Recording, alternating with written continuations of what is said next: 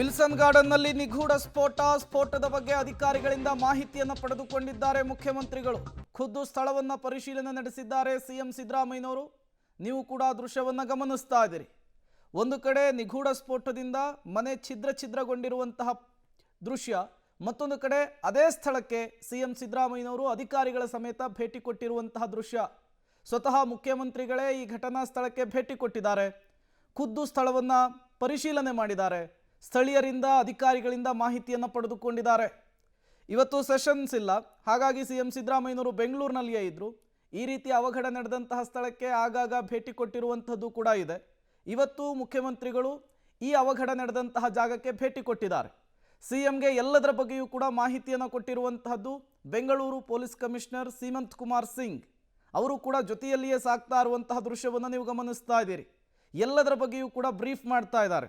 ಆ ಜಾಗದಲ್ಲಿ ಎಷ್ಟು ಮನೆ ಇದ್ವು, ಯಾರ್ಯಾರು ವಾಸಿಸ್ತಾ ಇದ್ರು, ಎಷ್ಟು ಗಂಟೆಗಾಯಿತು, ಏನಿರಬಹುದು ಇದಕ್ಕೆ ಕಾರಣ, ಎಲ್ಲದರ ಬಗ್ಗೆಯೂ ಕೂಡ ಮಾಹಿತಿಯನ್ನು ಕೊಡ್ತಾ ಇದ್ದಾರೆ.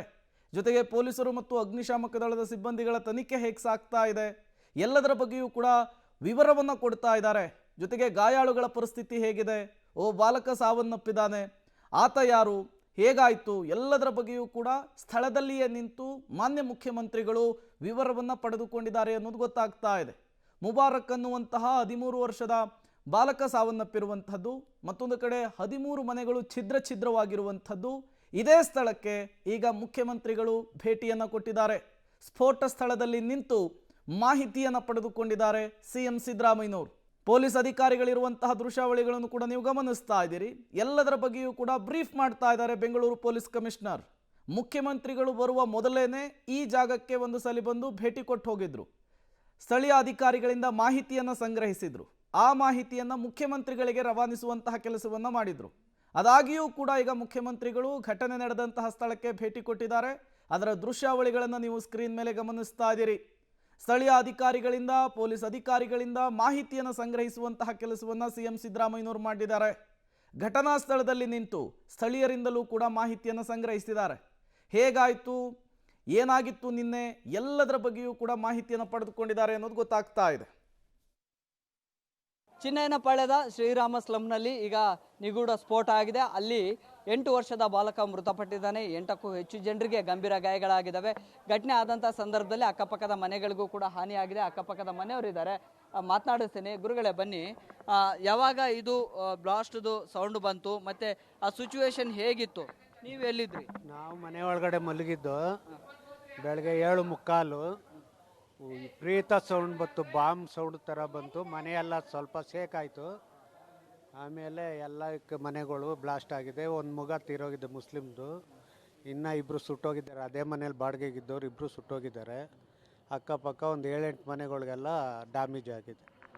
ಈಗ ಬ್ಲಾಸ್ಟ್ ಆಯ್ತಲ್ಲ, ಆ ಸೌಂಡಿಗೆ ನಿಮ್ಮ ಮನೆ ಏನು ಗೋಡೆಗಳು ಶೇಕ್ ಆದಂಗೆ ಒಂಥರ ವಿಪರೀತ ಒಂಥರ ಮನೆಗಳೆಲ್ಲ ಎಲ್ಲ ಗ್ಲಾಸು ಕಿಟಕಿಗಳೆಲ್ಲ ಊಸ್ಟ್ ಆಗಿದೆ. ಅಮ್ಮ ನೀವು ಎಲ್ಲಿದ್ರಿ, ಹೆಂಗಿತ್ತು? ಮನೇನೂ ಆಗಿದೆ ಸರ್ ಒಳಗಡೆ. ನಾವು ಆವಾಗ ಕೆಲ್ಸಕ್ಕೆ ಹೋಗಿದ್ವಿ ಸರ್ 7:30ಗೆ. ಕೆಲ್ಸಕ್ಕೆ ಹೋದ್ಮೇಲೆ ನಮ್ಗೆ ಫೋನ್ ಬಂತು, ದಾರಿಯಿಂದಾನೇ ಓಡಿ ಬಂದ್ವಿ. ಮಗ ಆಚೆ ಹೋಗಿದ್ದ ಟೀ ಕುಡಿಯೋದಕ್ಕೆ, ಬರೋ ಅಷ್ಟೊತ್ತಿಗೆ ಮನೆಯೇ ಇಲ್ಲ ಸರ್. ಎಲ್ಲ ಯಾರು ಇರಲಿಲ್ಲ ಆ ಟೈಮಲ್ಲಿ? ಇದಿಲ್ಲ. ಈಗ ನಿಮ್ಮ ಮನೆಗೂ ಡ್ಯಾಮೇಜ್ ಎಲ್ಲ ಫುಲ್ ಹೋಗಿದೆ ಸರ್, ಏನಿಲ್ಲ, ಗೋಡೆ ಇಷ್ಟಿದೆ ಎಲ್ಲ ಹೋಗಿದೆ. ಯಾರೆಲ್ಲ ಇರ್ತಾ ಇದ್ರು ನಿಮ್ಮ ಮನೆಯಲ್ಲಿ ಆ ಟೈಮಲ್ಲಿ? ಯಾರು ಇರಲಿಲ್ಲ. ಇದಿಲ್ಲ, ನಾವು ಆಚೆ ಹೋಗ್ಬಿಟ್ಟಿದ್ವಿ. ನಾನು ಕೆಲ್ಸಕ್ಕೆ ಹೋಗಿದ್ದೆ, ಮಗ ಟೀ ಕುಡಿಯೋಕೆ ಆಚೆ ಹೋಗಿದ್ದ. ನೋಡಿ, ಇನ್ನೊಂದು ಮನೆಗೂ ಕೂಡ ಏನು ಹಾನಿ ಆಗಿದೆ ಅಲ್ಲ, ಆ ಹಾನಿ ಆಗಿರುವಂತ ಮನೆಯವರು ಕೂಡ ಇನ್ನೊಬ್ರು ಇದ್ದಾರೆ, ಮಾತನಾಡಿದ್ರೆ. ಮನೆನೇ ನಮ್ಮದು. ಏನು ಒಂದು 8 ಕಾಲು ಒಂದು 8-10 ನಿಮಿಷ ಆ ಥರ ಸೌಂಡ್ ಬಂದಿದ್ದೆ. ಏನಂತ ಸೌಂಡ್ ಅಂದರೆ ಏನೋ ಪಟಾಕಿ ಅಂತ ನೋಡ್ತೀವಿ ನಾವು. ಆಮೇಲೆ ನೋಡಿದ್ರೆ ಈ ಥರ ಆಗಿದೆ ಸರ್. ಈಗ ನೀವು ಆಗಲೇ ಹೇಳ್ತಾ ಇದ್ರಿ, ಈಗ ನಿಮ್ಮ ಮನೆಗೂ ಕೂಡ ಹಾನಿ ಆಗಿದೆ ಅಂತ ಹೇಳಿ. ಒಟ್ಟು ಅಲ್ಲಿ ಎಷ್ಟು ಮನೆಗಳಿದ್ವು ಮತ್ತು ಯಾರ್ಯಾರಿಗೆ ಎಷ್ಟು ಪ್ರಮಾಣದಲ್ಲಿ ಹಾನಿ ಆಗಿದೆ? ಒಂದು ಮನೆಯಲ್ಲಿ 3 ಮಕ್ಕಳು, ಹುಡುಗಿ ಇದ್ಲು. ಆ ಒಂದು ಮಗು ಈಗ ತೀರೋಯ್ತು. ಇನ್ನು 2 ಮಗುನ ಎಮ್ಮ ಹಾಸ್ಪಿಟ್ಲಲ್ಲಿ ಇದ್ದಾರೆ. ಈಗ ಬೆಸ್ಟ್ ಆಗಿದೆಯಲ್ಲ, ಆ ಮನೆಯಲ್ಲಿ ತಾಯಿ ಮಗಳು 8 ವರ್ಷ ಹುಡುಗಿ ಎಮ್ಮ ಇದ್ಲು, 2 ಹಾಸ್ಪಿಟ್ಲಿಗೆ ಹೋಗಿದ್ದಾರೆ. ಇನ್ನೊಂದು ಮನೆಯಲ್ಲೂ ಒಂದು ಅಪ್ಪನಿಗೆ ತಲೆ ಏಟು, ಇನ್ನೊಂದು ಮನೇಲಿ ಕೈಯೇ ಇಲ್ಲ ಎಮ್ಮನಿಗೆ. ಎಲ್ಲ ಒಬ್ಬೊಬ್ಬರೇ ಇದ್ದವರು. ಅಂದ್ರೆ ಮೊದಲೇ ಕೈ ಇರ್ಲಿಲ್ವಾ ಅಥವಾ ಇದು ಈಗ ಸರ್ ಜಸ್ಟ್ ಏಟಾದಾಗ ಎಲ್ಲ ಅಂದ್ರೆ ಏನು ಕೈಯೇ ತುಂಡಾಗಿದೆಯಾ ಅಥವಾ ಏಟಾಗಿದೆ ಗೊತ್ತಿಲ್ಲ. ಎಲ್ಲ ಹುಡುಗರು ಎತ್ಕೊಂಡೋಗಿದ್ದಾರೆ. ಎಲ್ಲ ಎತ್ತಿದ್ದಾರೆ. ಕೈಗೆ ತುಂಬಾ ಇದಾಗಿದೆಯಾ? ಈ ತಲೆ ಎಲ್ಲ ಏಟಂತೆ ಎಲ್ಲ ಆಂಬ್ಲೆನ್ಸಲ್ಲಿ ಇಲ್ಲಿರೋ ಗಂಡ್ಮಕ್ಳೆಲ್ಲ ಸೇರಿ ಎತ್ಕೊಂಡು ಹೋಗಿದ್ದಾರೆ ಸರ್. ಹಾಂ, ಅದು ಒಂದು ಮಗು ಇನ್ನೊಂದು ಸೀರಿಯಸ್ಸು ಅಂತವ್ರೆ. ಅದೇ ಈಗ ಬೆಸ್ಟ್ ಆಗಿರೋ ಮನೆಯಿಂದ ಏನೋ ಹೇಳ್ತಾವ್ರೆ, ನಮ್ಗಷ್ಟು ಗೊತ್ತಿಲ್ಲ. ಎಲ್ಲ ಇಂದಿರಾ ಗಾಂಧಿ ಹಾಸ್ಪಿಟ್ಲಲ್ಲಿ ಅವ್ರೆ ಅಂತವ್ರೆ, ಗೊತ್ತಿಲ್ಲ ಸರ್. ನಮ್ಮ ಹುಡುಗ ಮಾತ್ರ ಹೇಳ್ದ, ಅಲ್ಲಿ ಬರುವಾಗ ಸೌಂಡು ಬಂತು, ಭಾಳ ದೊಡ್ಡ ಸೌಂಡು ಅಂತ. ಮೇಡಮ್, ಈಗ ನೀವು ಅಲ್ಲಿ ಮನೆಯಲ್ಲಿ ಇರಲಿಲ್ಲ ಅದೃಷ್ಟವಶಾತ್ತು. ಹೇಳಿ ಹೇಳಿ. ಹಾಂ, ಇದ್ದಿಲ್ಲ ಸರ್. ನಾವು ಆಗ್ಲೇ ಹೋಗಿದ್ದೆ, ಬಸ್ ಸ್ಟಾಪಲ್ಲಿ ಇದ್ದೆ ನಾನು ಮನೆಯಿಂದ ಹೋದಾಗ. 5:30ಗೆ ಎದ್ದು ಎಲ್ಲ ಮಾಡ್ಕೊಂಡು ಕೆಲ್ಸಕ್ಕೆ ನೀವು ಹೋಗೋದು. ಆ ಮನೇಲಿ ಇದ್ದಿದ್ರೆ ಈಗ ನೋಡಿದ್ರಿ ಏನಾಯ್ತು, ಎಷ್ಟರ ಪರಿಣಾಮ ಅಂತ ಹೇಳಿ. ಸೊ ನಿಮ್ಗೆ ಇಲ್ಲಿ ಬಂದು ನೋಡಿದ ತಕ್ಷಣ ಒಂದ್ ರೀತಿಯಲ್ಲಿ ಆತಂಕ ಕೂಡ ಆಗಿರುತ್ತೆ ಸರ್. ಮನೆಗಳೇ ಇಲ್ಲ, ಜನನೂ ಇಲ್ಲ, ಇಷ್ಟು ಮನೆ ಎಲ್ಲ ಹಾಳಾಗಿದೆ. ಅಂದರೆ ಹತ್ತಿದ್ವಿ, ಕಿರ್ಚಿದ್ವಿ, ಏನು ಮಾಡೋದು ಸರ್.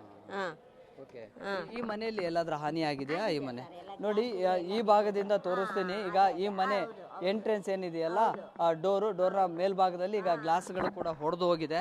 ಸೊ ಆ ಸ್ಫೋಟ ಆಗಿರುವಂತಹ ಸಂದರ್ಭದಲ್ಲಿ ಒಂದು ರೀತಿಯಲ್ಲಿ ಕಂಪ್ಲೀಟ್ ಆಗಿ ಮನೆನೇ ವೈಬ್ರೇಟ್ ಆದಂಗೆ ಆಯಿತು. ಒಂದು ರೀತಿಯಲ್ಲಿ ಗಾಬರಿಗೆ ಒಳಗಾಗಿದ್ರು. ಇಲ್ಲಿಂದ ಜನ ಓಡಾಡಲಿಕ್ಕೆ, ಕಿರ್ಚಾಡಲಿಕ್ಕೆ ಎಲ್ಲವೂ ಕೂಡ ಶುರು ಮಾಡಿದ್ರು. ಜೊತೆಗೆ ಸುಮಾರು 8ರಿಂದ ಒಂದು 15 ಮನೆಗಳು, ಶೀಟ್ ಮನೆಗಳಿದ್ದು, ಆ ಮನೆಗಳು ಸಂಪೂರ್ಣವಾಗಿ ಹಾನಿಯಾಗಿದೆ. ಮೇಲ್ಚಾವಣಿ ಜೊತೆ ಗೋಡೆಗಳು, ಬಾಗಿಲುಗಳು ಎಲ್ಲವೂ ಕೂಡ ಹೊಡೆದು ಹೋಗಿದೆ. ಅನಾಹುತಗಳು ಅದನ್ನು ನಾವೇ ಸರಿಪಡಿಸ್ಕೊಂಡ್ರೆ ಆಗೋದಿಲ್ಲ. ಇದ್ರ ಬಗ್ಗೆ ಸರ್ಕಾರ ಅವರು ಮುಂದೆಡೆ ಬಂದು ಇದನ್ನು ಪರಿಹಾರ ಮಾಡಬೇಕಂತ ನಾನು ಹೇಳ್ಕೊತಾ ಇದ್ದೀನಿ. ಒಂದು. ಎರಡನೇದಾಗಿ ನಮ್ಮ ಅಣ್ಣ ಅವ್ರಿಗೂ ನಮಗೆ ಏನು ಅಷ್ಟು ಆದಾಯ ಇಲ್ಲ, ಏನೂ ಇಲ್ಲ. ನಾವು ಸಣ್ಣ ಪುಟ್ಟ ಕೆಲಸ ಮಾಡಿಕೊಂಡು ಇದು ಮಾಡೋದು. ಏನು ಕೆಲಸ ಮಾಡ್ತಾರೆ ಅಣ್ಣ? ಏನು ನಿಮ್ಮ ಅಣ್ಣ? ಡ್ರೈವರ್ ಸರ್, ಡ್ರೈವರ್ ಅವರು. ಸಾಮಾನ್ಯವಾಗಿ ಡ್ರೈವರು. ಇದು ಟೆಂಪೋ ಓಡಿಸೋದು. ಆದಾಯ ಏನೂ ಇಲ್ಲ ಅವ್ರಿಗೆ. ಏನೋ ಮಾಡ್ಕೊಂಡಿದ್ರು, ಇದು ಅನಾಹುತ ಆಗೋಯ್ತು.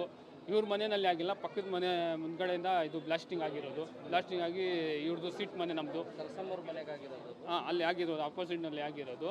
ಆಗಿ ಅದು ಇವ್ರ ಮನೆಗೆ ಸಿಂಚಿದೆಯಲ್ಲ, ಅದನ್ನಲ್ಲಿ ಆಗಿರೋದು. ಶೀಟ್ ಮನೆ ಇರೋದು. ಅಪ್ಪ, ಇವನು ನಮ್ಮ ಅಣ್ಣನ ಮಗ. ಇವನಿಗೆ ಬೇಕಾದರೆ ಈ ಸ್ಟೋರಿ ಎಲ್ಲ ಕೇಳಿ ಇವನು ಹೇಳ್ತಾನೆ. ಸರ್, ಈಗ ಆಗ್ರಹ ಏನಾದರೂ ಇದು ಮಾಡ್ತೀರಾ ನೀವು?